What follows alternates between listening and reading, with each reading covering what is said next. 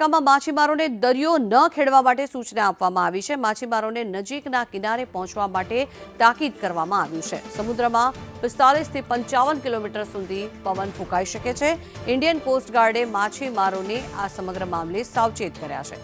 જો કે વહેલી સવારથી જ દ્વારકાના વાતાવરણમાં પણ પલટો આવ્યો છે। આ બદલાતા વાતાવરણના કારણે થઈને ખાસ સૂચના આપવામાં આવી છે। દરિયો ન ખેડવા માટે માછીમારોને સૂચના આપવામાં આવી છે, જેથી કરીને કોઈ અનિચ્છનીય ઘટના ન બને। ઇન્ડિયન કોસ્ટગાર્ડ દ્વારા માછીમારોને સાવચેત કરાયા છે। મચ્છી બોટ ભારતીય કોસ્ટગાર્ડની બોટ તરફથી સૂચના દેવામાં આવે છે કે મોસમ ખરાબ હોવાથી જલ્દી બંદર તરફ વળી જવા માટે જલ્દી પહોંચી જાઓ બંદર તરફ।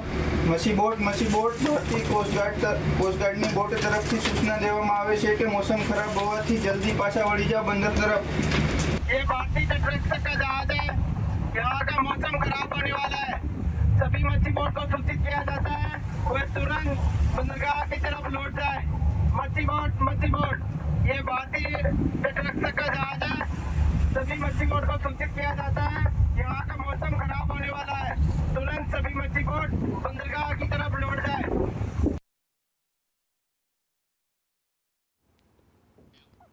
तो राज्य